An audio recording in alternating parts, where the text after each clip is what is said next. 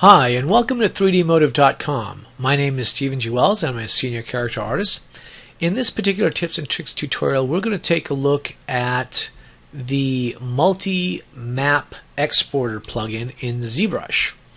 This is a particular juggernaut orc that I made for another 3dmotive series. So I thought it'd be a perfect one to be able to illustrate the multi-map exporter properties. As you can see, I have quite a number of different subtools. If I were to try and render out all these maps individually, it would take me a while. With just the head alone, you have to do several different steps. I'd have to drop the mesh down. Like for the normal map, I'd have to do Shift D, go all the way down.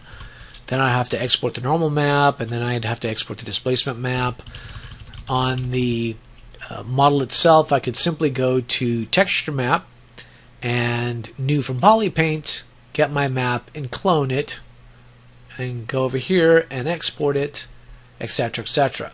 So I could do that individually, but when you've got a number of different subtools, probably close to 22 subtools, somewhere around there, it would really be a lot of work.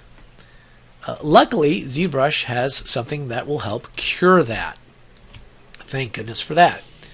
Let's go ahead and look at the Z plugin palette. I'm going to go ahead and click this little icon to dock it. And right here we have multi-map exporter. Let me go ahead and close this tool palette just for now. Let's go ahead and click on the multi-map exporter button, and here's the different maps you can turn around and export at the same time. You can do the displacement map, normal map, the polypaint texture map. You could do an ambient occlusion map, cavity map. You could even export the mesh if you wanted to. Okay. What you need to look for is map size. Well, they have presets already set for you: 512, 1024, 2048, and it'll turn around and render them out at all. They'll render them all out for every single subtool at 2048. It does it for all of them at the same time. Okay. We want to make sure we want to flip V. This is a 3D Studio Max model, so we need to flip the vertical on it. Okay. For the file names. Now, right now, it's going to save it out in TIFFs, and that's fine. I'm okay with TIFFs being saved out. The suffix, this is the map type suffix. The displacement map will have DM. Normal map will say NM. Texture map is TM. Ambient occlusion is AO, of course, for ambient occlusion. And cavity map is CV. We don't have to touch anything with that. That's the default. We don't want to mess with it, and that's fine. Okay. All we have to do now at this point is just to test this out. Let's test this out. Is we're going to go ahead and check our create all maps button, and this will be like, okay, well, where are you saving this to? So I've created a folder that I can save everything in.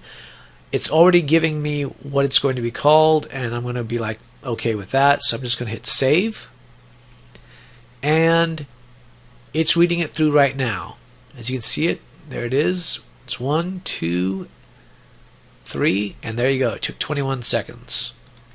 If I go to Photoshop and I open all three of these, there's my diffuse color texture. There's my normal map for it. There's my displacement map for it.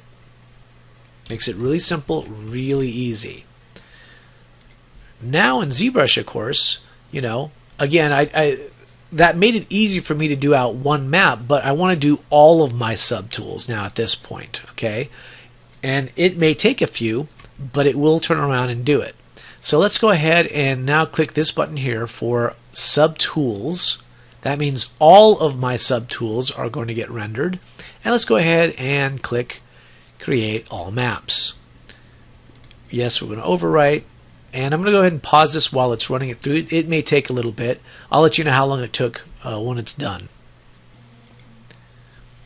I just turned the recording back on just so you guys can see. It's actually running through each and every subtool It's funny, here's the chains. It's just dropped the chains down to the lowest subdivision so it can render out the normal map and the displacement map.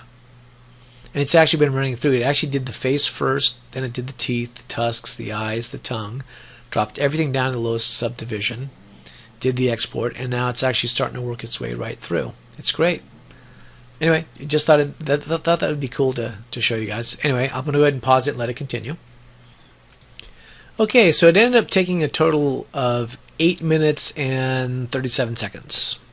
So that's not bad to do all those different subtools. Let's go ahead and go to Photoshop. And as you can see, here's the long list of them. Here you go. This is everything done. All the different pieces for the weapons.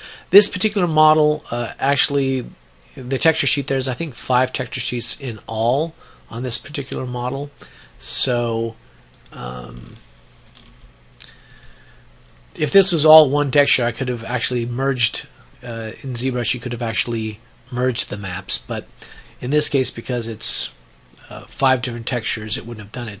I'm just looking at the shorts, and there's the normal maps for the shorts, and there is the displacement map for them.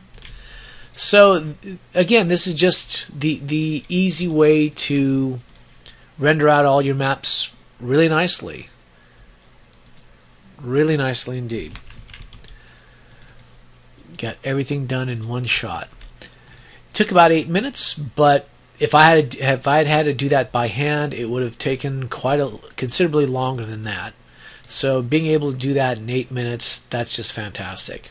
And it gives me all the maps as I need them, and then I can turn around and combine them myself within Photoshop, depending on, of course, you know, which pieces went to which texture map. Like I said, I think there were 5 or maybe 6, I think it was 5 textures in all.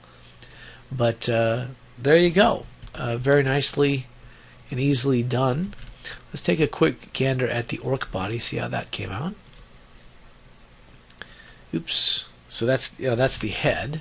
All right. So let's go for the orc body here. Oops, I'm still working on the head. Sorry, I just grabbed the wrong ones. There we go. Armor body. That's it. Okay, so this was the body, and you can see the legs were separate and the arms were separate. Didn't actually have a hand on one of them, but they did have a glove. And you can zoom in. You can see it captured everything beautifully. That's everything that was hand painted on this model. There's the normal maps for them, and then of course the displacement map. I mean, it's beautiful. It comes out great. So anyway, so that's multi-map exporter in ZBrush. It's a great tool, especially if you're dealing with a lot of subtools and don't want to have to deal with exporting maps individually. The multi-map exporter is the way to go. It just saves you a lot of time and hassle. Anyway, I hope you've enjoyed this. This has been Stephen G. Wells for 3dmotive.com, and thanks for watching.